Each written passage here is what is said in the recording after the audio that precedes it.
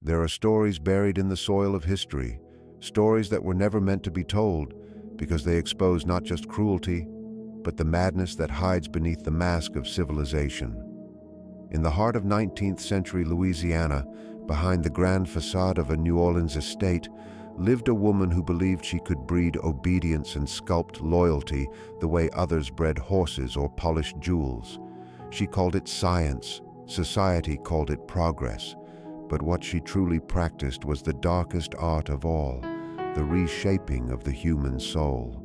In the grand perfumed air of 1850s New Orleans, the world seemed gilded with grace and refinement. The city thrived like a jewel in the southern crown, filled with the scent of magnolia and tobacco, echoing with the clatter of horse-drawn carriages and the hum of plantation wealth. Beneath this beauty, however, lived a hidden sickness, a shadow that pulsed beneath the silks and chandeliers. It was the kind of darkness that only grows when the human soul convinces itself that it holds the right to shape life, to breed virtue as one breeds cattle, to measure the worth of a human being by the tint of their skin or the docility of their nature. Within this darkness stood the figure of the Lady of New Orleans, a woman of elegance and education, who in her vanity and delusion sought to create perfection through blood. She believed herself to be both artist and scientist, guardian of legacy and architect of loyalty. Her plantation, draped in ivy and sugarcane, became a silent theater of her experiments, an altar upon which human dignity was sacrificed to her obsession with control. The shadow of civilization is not born in the poor or the primitive. It takes root in the refined.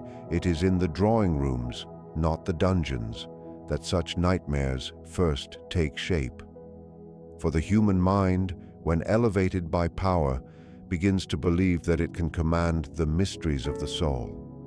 The lady's fascination with breeding her slaves for lighter skin and deeper loyalty was not an isolated madness.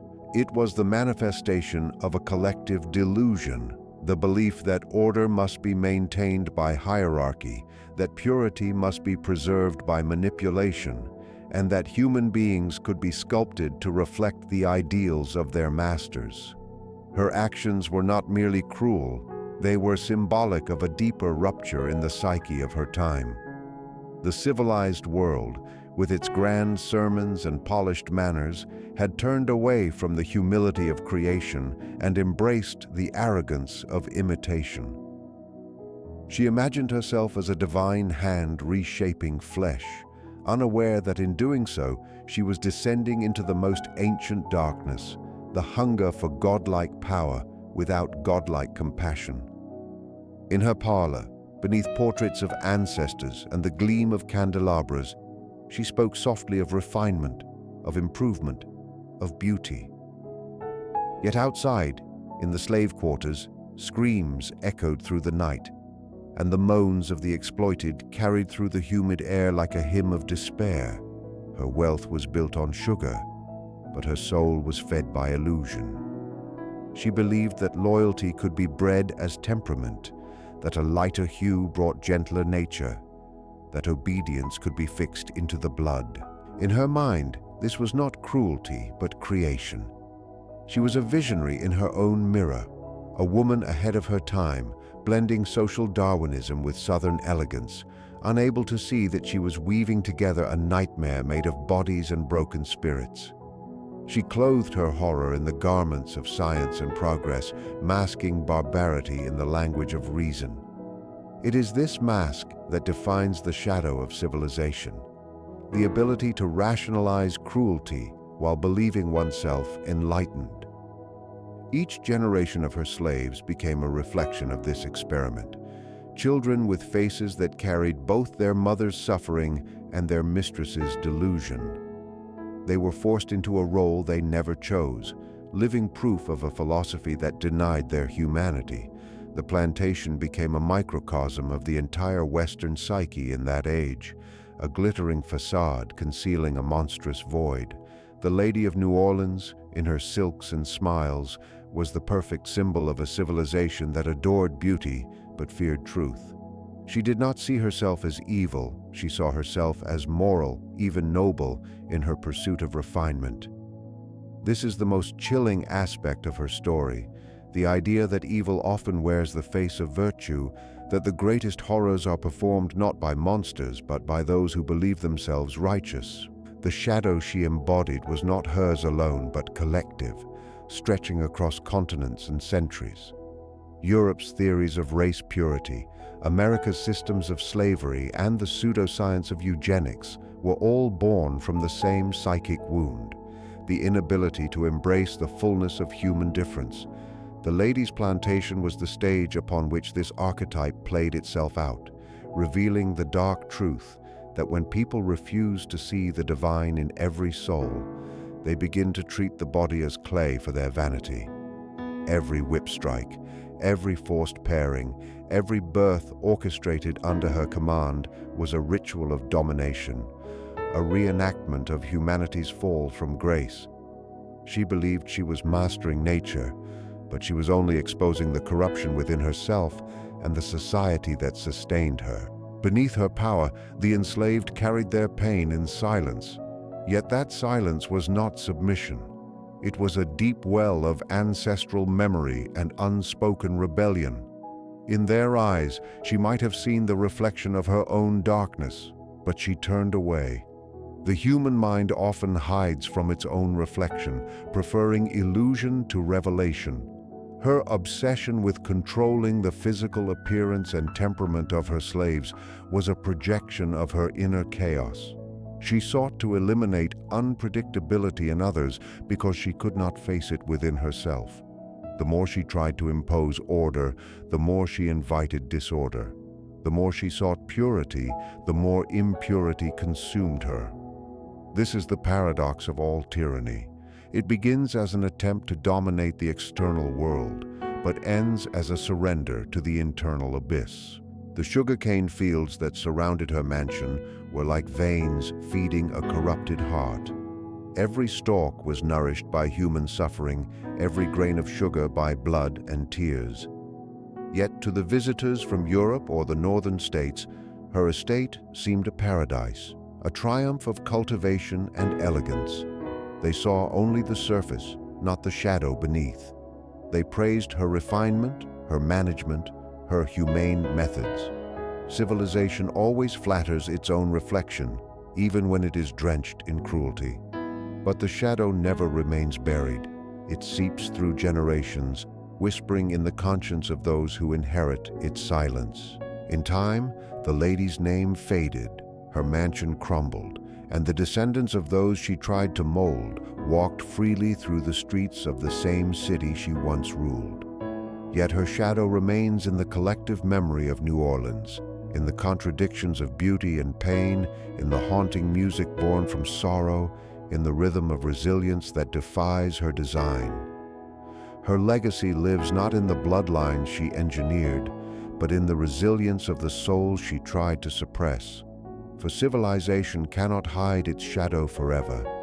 It returns in dreams, in history, in the quiet reckoning of conscience, reminding us that beneath every silk curtain lies the memory of those who suffered to hold it up.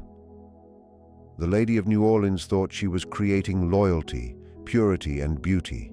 Instead, she revealed the deepest truth of her age, that the pursuit of perfection without humanity is the surest path to ruin, and that every act of control over another's soul is, in the end, the destruction of one's own.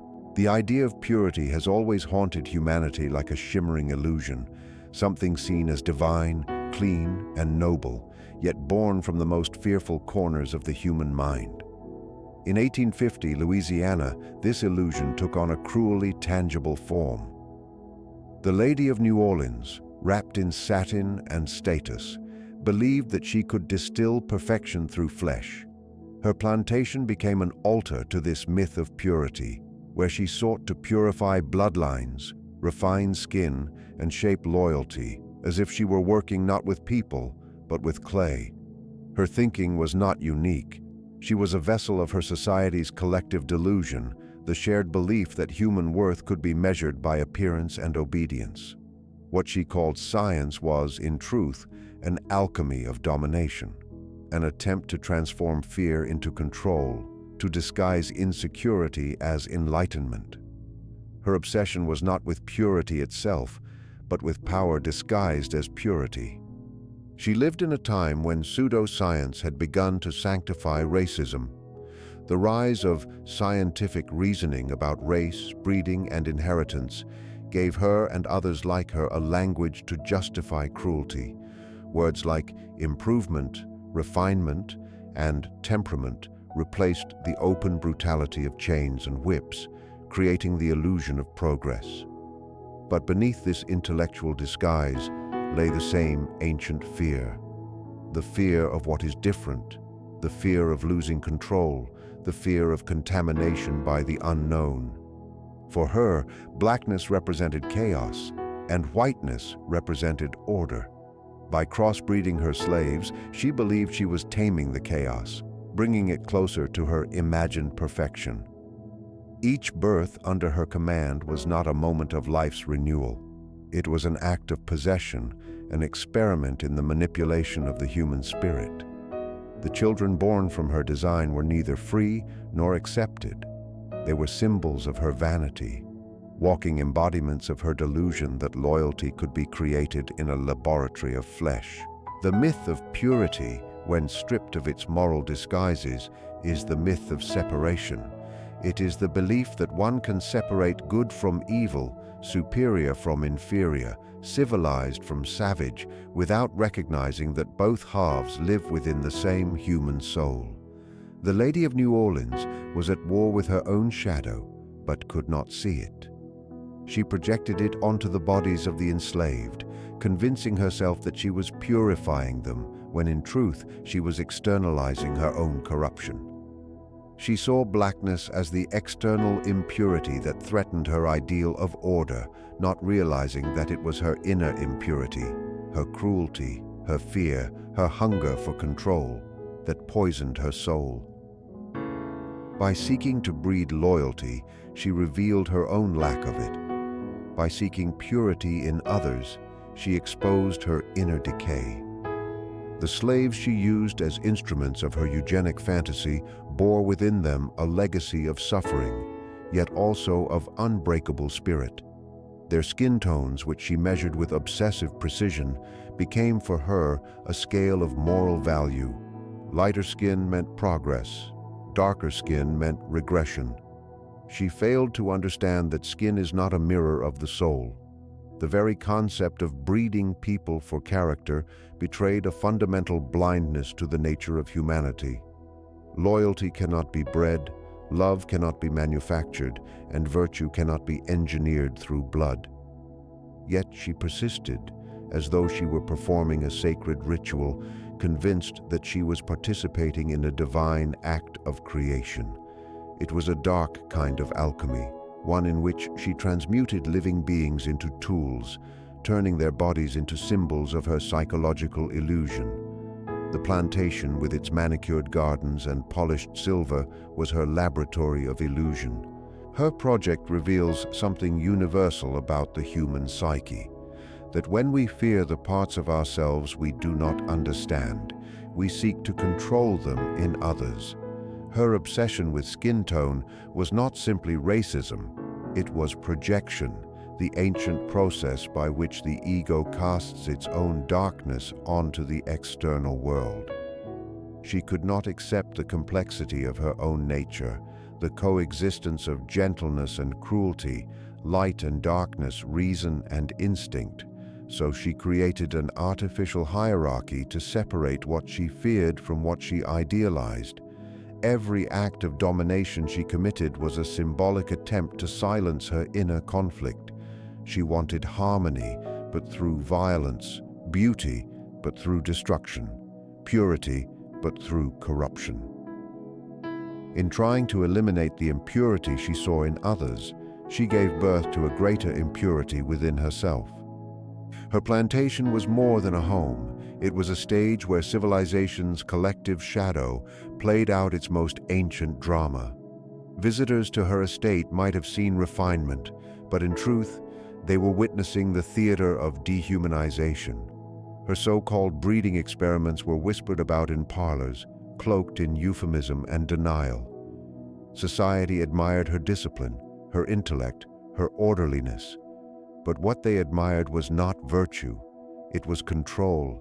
The more control she wielded, the more she appeared to embody the ideals of her age. The myth of purity fed upon admiration. It thrived on the praise of those who also feared the chaos of equality. Her power depended on the silence of those around her, on their willingness to see her cruelty as civility. And yet, beneath her designs, life refused to obey. The children born under her command did not become what she imagined. Their eyes carried both their mother's sorrow and their father's rage. Their spirits, though enslaved, bore the ancestral memory of freedom. They carried within them the tension of two worlds, the world of bondage and the world of becoming. Each new life she created was not an extension of her will, but a refutation of it. They survived, they grew, they remembered, they became living testaments to the truth that no human can shape another's soul.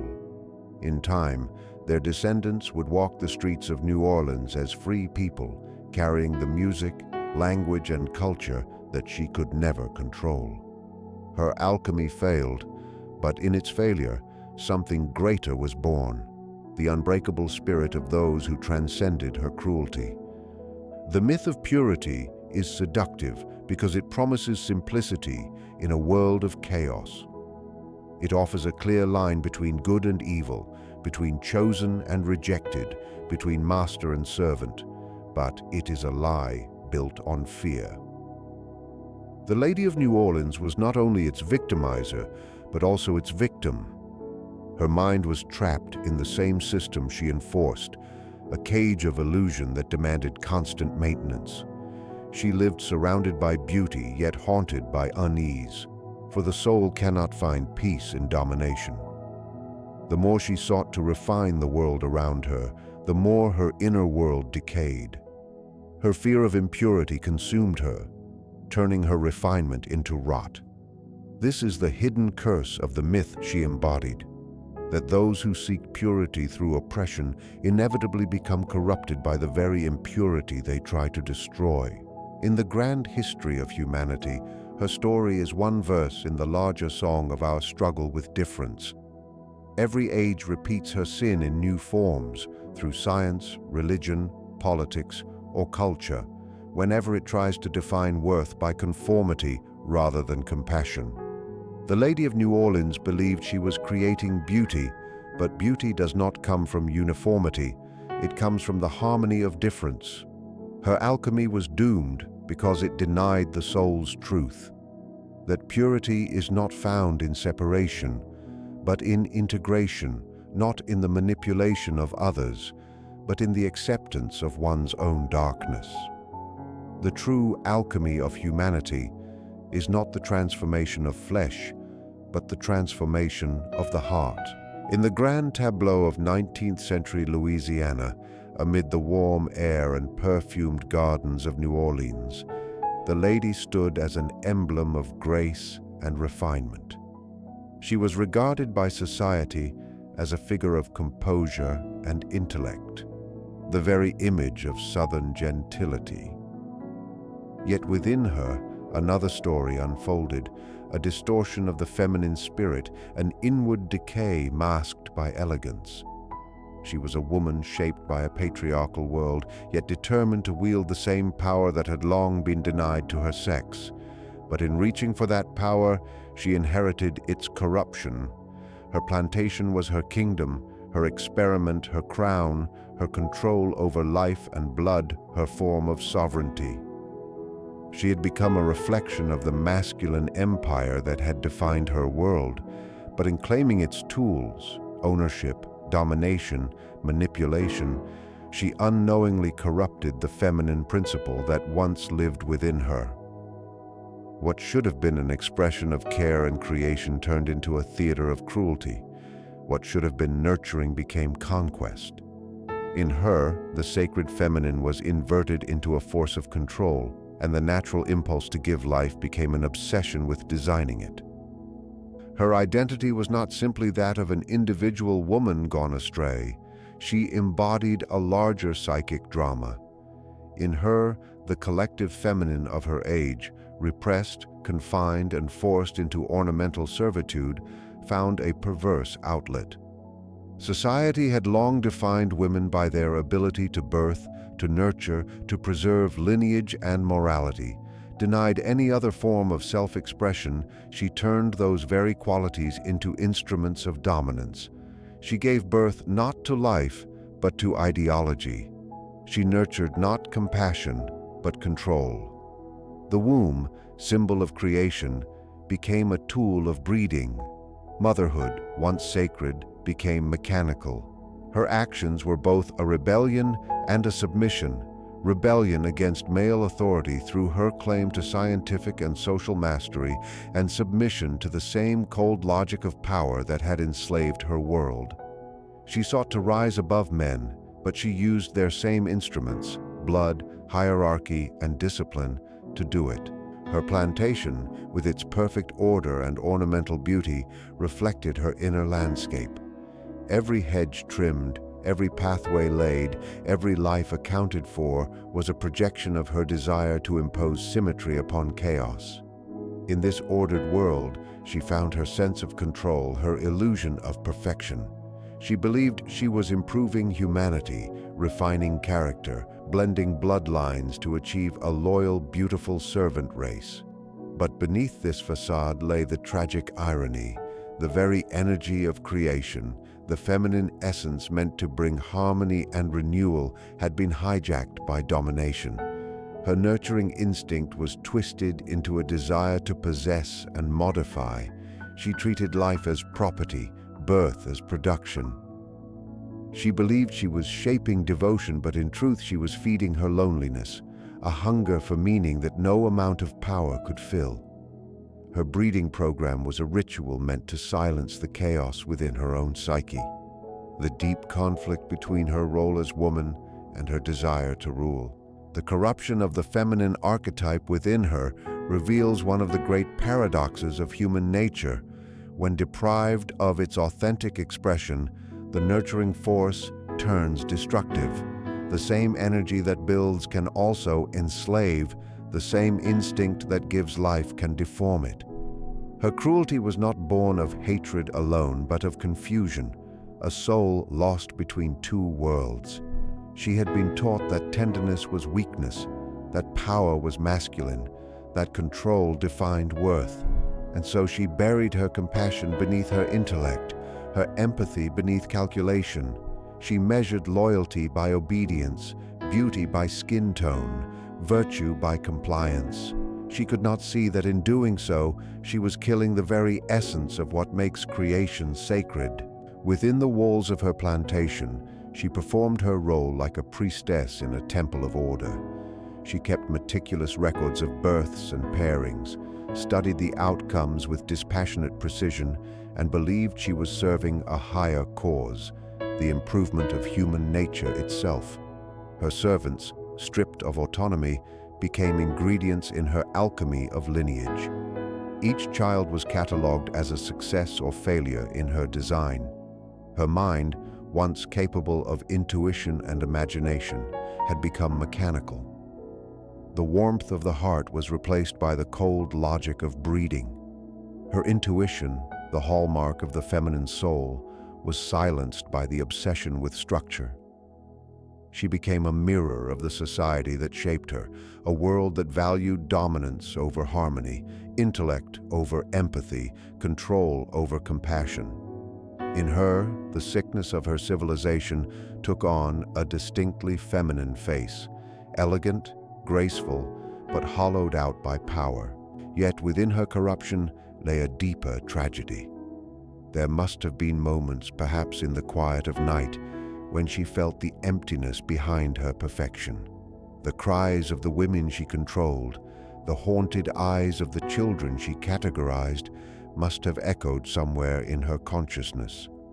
Perhaps she justified them as necessity, as the burden of progress. But the human soul, no matter how it deceives itself, cannot escape its own truth. Her dreams may have been restless, filled with the whispers of the lives she had reshaped, the faces that bore both her will and her guilt. These dreams were not simply punishment. They were revelations, attempts by her deeper self to remind her of what she had lost.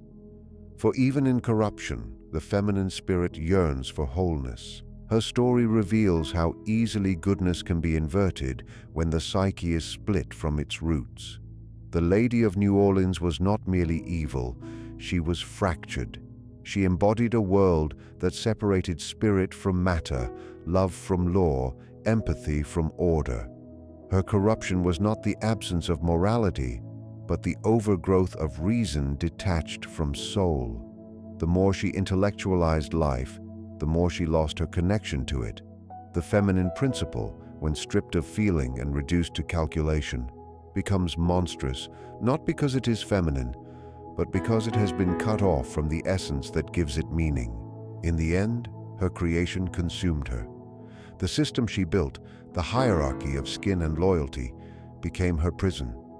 She lived surrounded by servants she could never trust, children she could never claim, and a world she could never control. Her attempt to command loyalty through blood ensured that she would never know love through heart. The same energy she had used to dominate others turned inward, devouring her peace. Her beauty faded into rigidity, her intellect into obsession. The plantation that once glittered with her ambition became a monument to her emptiness. The corruption of her feminine essence is not just a historical detail, it is a universal warning. Whenever the power to create is severed from empathy, the result is destruction disguised as order. Her story teaches that the feminine power to nurture life must remain rooted in connection, not control. For when creation becomes domination, when care becomes calculation, the sacred turns into the profane. The Lady of New Orleans may have lived a century and a half ago, but her shadow remains alive wherever compassion is sacrificed for perfection, wherever the urge to shape others replaces the courage to understand them. In her fall, we glimpse the eternal truth that true creation, whether of life, society, or spirit, cannot be commanded. It must be loved into being. The Lady of New Orleans did not act in isolation. She was not merely an eccentric woman lost to her own madness. She was the embodiment of a collective dream, a shared illusion that stretched across plantations, parlors, and universities in 19th century Louisiana and beyond. Her experiment in crossbreeding slaves for skin tone and loyalty was the personal enactment of an entire culture's mythology of superiority. She was the hand that carried out what the mind of civilization imagined. In her, the collective fantasy of domination found its most intimate and horrifying form. The dream was not hers alone. It belonged to the entire social order that surrounded her, the same order that clothed its cruelty in refinement, its violence in civility, and its exploitation in divine justification. Every cultured guest who dined in her home, every priest who turned a blind eye, every scholar who wrote of racial hierarchy, they were all co-authors of the dream she performed. Her plantation was not an anomaly, it was a mirror. It reflected the hidden truth of an age that called itself enlightened, but was still shackled by its hunger for control. Domination, in its purest form, is a dream because it can never be fully realized. The human spirit cannot be truly possessed, yet the delusion persists that with enough force, design, or breeding, it can be tamed. This delusion is what fueled the lady's eugenic pursuits. She believed that loyalty could be created through manipulation, that obedience could be inherited through blood.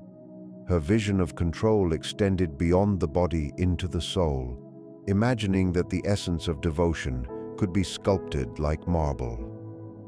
This illusion was not born from reason, but from fear, the same fear that haunted her society at large.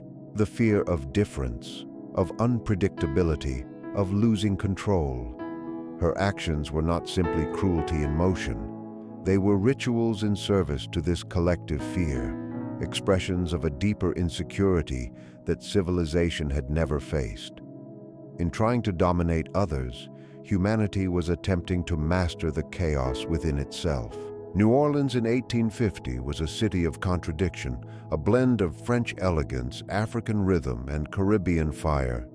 It was a place where wealth and suffering lived side by side, where music was born out of mourning, and where beauty grew from brutality. The lady's world was shaped by this tension. Her refinement and cruelty were not opposites, but parts of the same cultural psyche, a duality that refused integration. The polite society that admired her for her orderliness and innovation shared her dream, even if they never confessed it aloud. They too believed in hierarchy as harmony, in subjugation as civilization. Their world was built upon the backs of those they called lesser, and yet they told themselves that their dominance was natural, ordained, or even benevolent. This self-deception was the true foundation of their empire. The lady merely took it to its logical extreme, acting out what others only thought. The collective dream of domination always disguises itself as order. To the lady and her contemporaries, the plantation system was not tyranny. It was structure. They viewed it as a natural hierarchy, a reflection of divine law and social necessity. To question it was to threaten civilization itself. This belief transformed cruelty into duty, exploitation into stewardship. Her breeding experiments were not seen as monstrous by her peers, but as scientific curiosity, as an extension of the same rational spirit that built bridges, invented machines, and classified species. The same enlightenment that produced art and reason also birthed racial pseudoscience. The lady's eugenics were, in her mind, an act of improvement, a continuation of nature's process under human guidance. She did not see herself as evil, but as disciplined, progressive, and enlightened. This is the essence of the collective dream. It convinces individuals that their cruelty is righteousness. The slaves who lived within this system became the unwilling vessels of this dream. Their bodies were controlled, their souls suppressed, yet they carried within them the memory of freedom that could not be erased. In their silence, songs, and secret rituals, they resisted the narrative imposed upon them. The lady's plantation, with its white columns and manicured gardens, was a stage upon which two worlds existed simultaneously, the world of domination above and the world of endurance below. The lady ruled the surface, but beneath it pulsed a hidden rhythm, the pulse of the oppressed, the heartbeat of resistance that no breeding experiment could extinguish. Every act of control she imposed was met, however quietly, with an act of survival. The very people she sought to mold carried within them the seeds of her undoing. Domination cannot exist without belief. The lady's power was sustained not only by her wealth and status, but by the consent of a society that shared her assumptions. Her actions were never truly secret.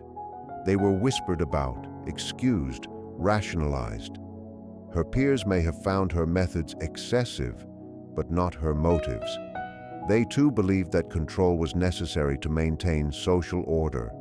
They too believed that some people were destined to rule and others to serve. This shared belief system was the architecture of the dream, and every participant was both its builder and its captive. Even those who benefited from it were enslaved by it in another way, trapped in the illusion that their worth depended on dominance. The collective dream of domination extended beyond race. It was the foundation of Western civilization's sense of self. It was the belief that progress required conquest, that knowledge justified exploitation, that the human race could divide itself into categories of value. This dream, dressed in the language of science and morality, became the invisible hand guiding entire empires. The lady's eugenic experiments were simply one manifestation of this broader pattern. Her plantation was a microcosm of the world her civilization was building, a world obsessed with hierarchy, purity, and control, yet terrified of its own chaos. But dreams are fragile things, and even the most powerful illusions eventually collapse under the weight of their contradictions. The lady's carefully designed system could not contain the human spirit forever. The more she tried to impose order, the more disorder she created. Her slaves, bred for loyalty, carried within them stories of rebellion. Her plantation, meant to be an image of perfection, became haunted by guilt. And her society, so proud of its refinement, found itself consumed by conflict. The Civil War would soon tear apart the very hierarchy it had tried to preserve. The dream of domination was unsustainable because it was built upon denial. It denied the equality of souls, the reality of suffering, and the inevitability of change. No dream that denies truth can last. In time, the descendants of those who suffered under her control would inherit the city she once ruled. The rhythms of their music, the resilience of their faith, and the beauty of their art would rise from the ashes of her illusions. The collective dream of domination would transform into a collective memory of endurance. Yet the shadow of that dream still lingers. For domination is not only a structure of society, it is a condition of the human psyche. Every age must confront it anew, must awaken from its own version of the same dream. The Lady of New Orleans in her time was its dreamer. Her tragedy and her legacy reminds us that civilization's greatest danger lies not in chaos, but in the illusions it builds to deny its own humanity. The Lady of New Orleans believed she could shape human nature as if it were wax, soft enough to mold, simple enough to predict, and loyal enough to serve her forever. But beneath the surface of her plantation, the quiet routines, the rhythmic labor in the sugarcane fields, the whispered hymns under the moon, there stirred something she could neither see nor destroy. It was the hidden pulse of rebellion, not merely of flesh, but of the soul itself. For while her system could command bodies, it could never own what lay deeper, the unyielding core of human spirit that no breeding experiment could silence. The slaves she sought to design were not blank slates for her ambitions. They were living repositories of memory, pain, and divine defiance. Their rebellion was not always visible. It did not always take the form of open revolt or escape.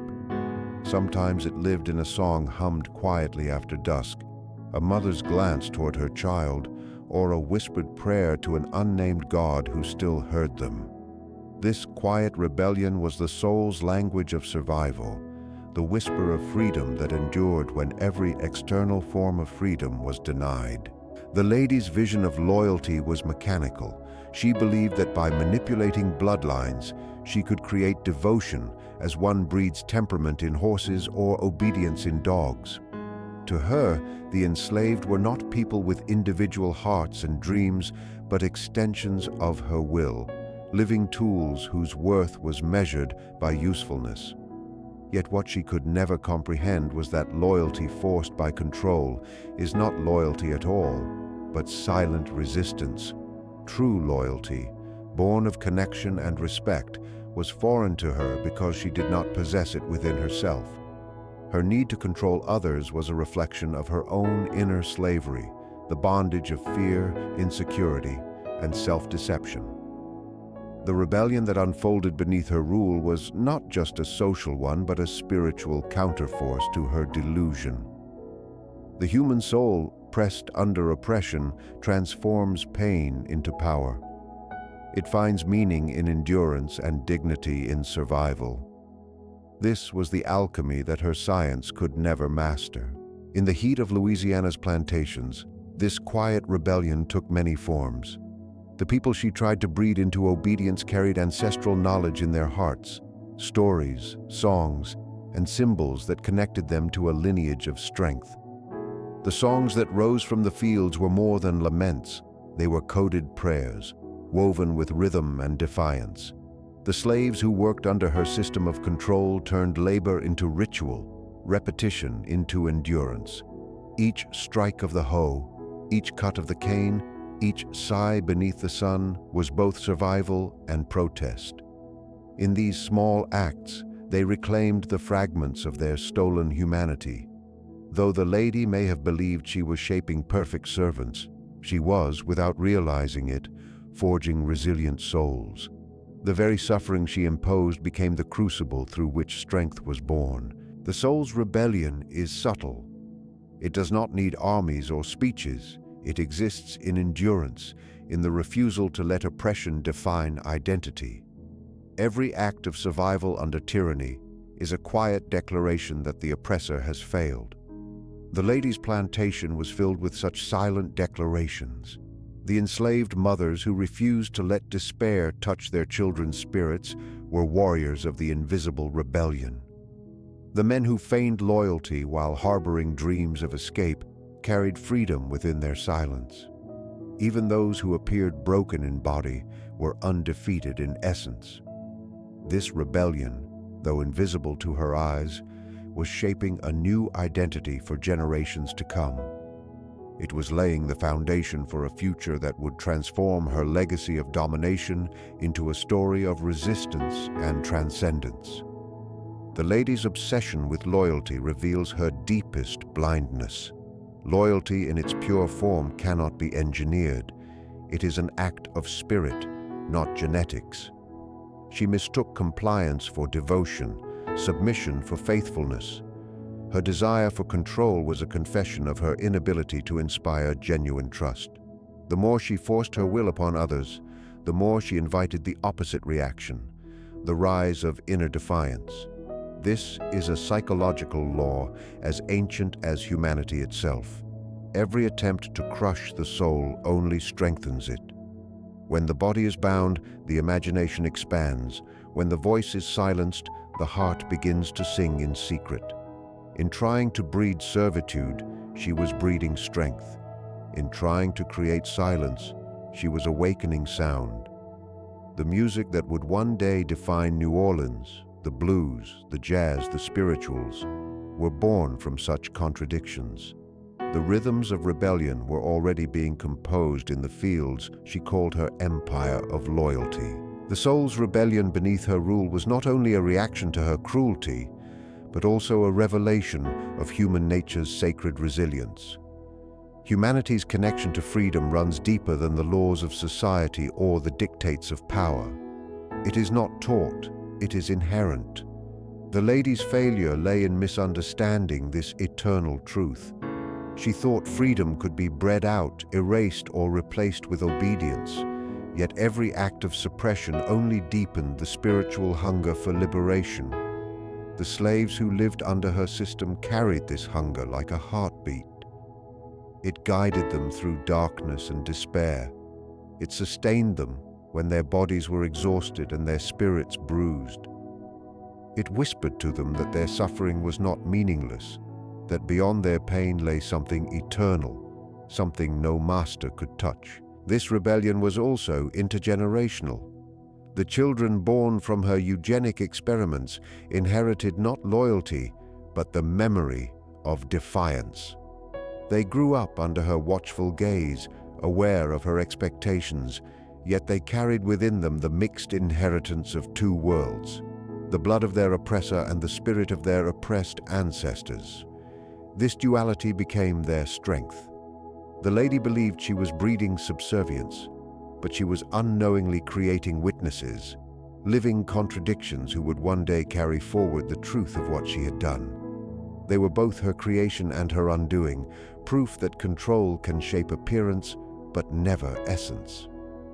The very traits she sought to manipulate, beauty, intelligence, grace, became instruments of freedom in their descendants.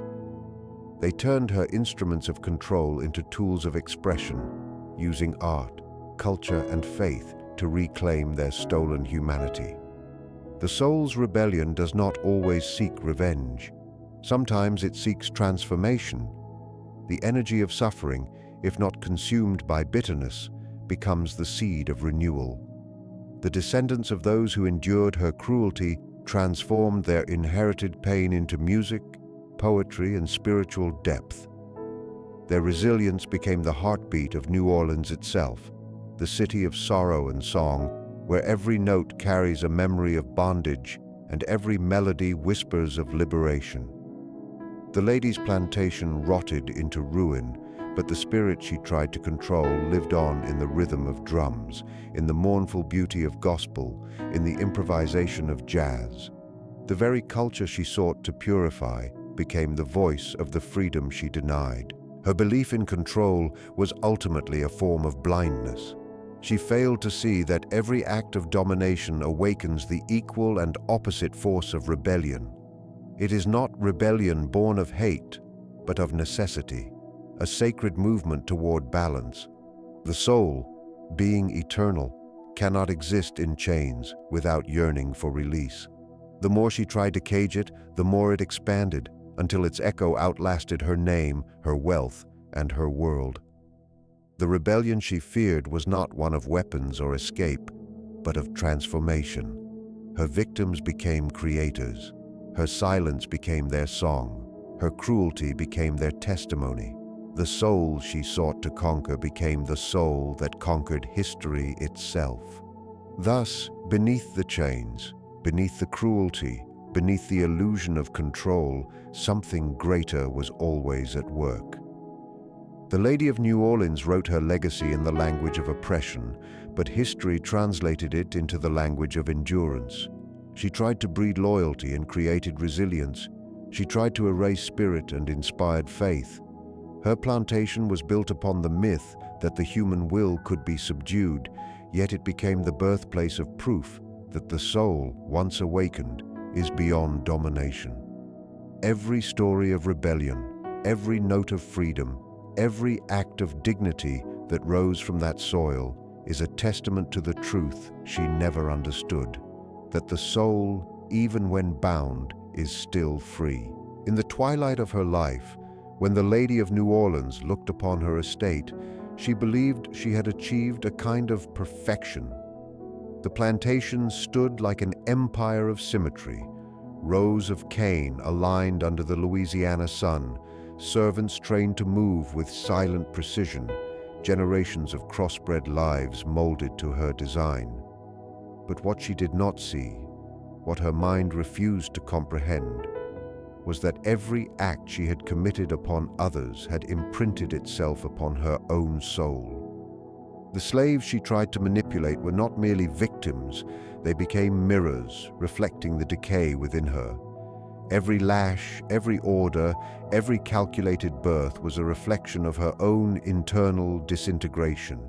She had turned her world into a mirror maze, each reflection showing a distorted version of her own fear, loneliness, and hunger for control.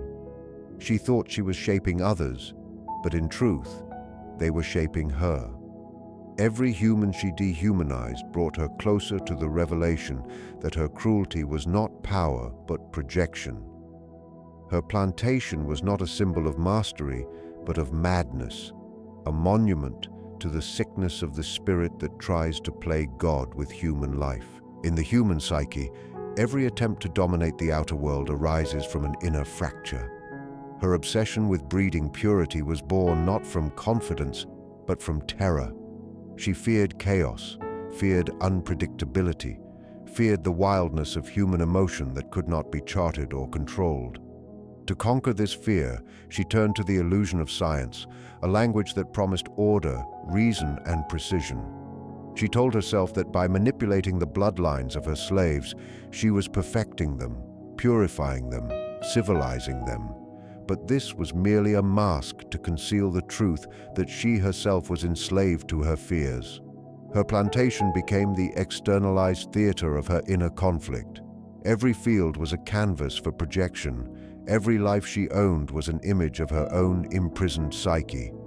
The slaves, with their suffering and endurance, embodied everything she had denied in herself, the capacity for pain, emotion, and connection. She stripped them of humanity to escape her own. Her cruelty was a symptom of dissociation.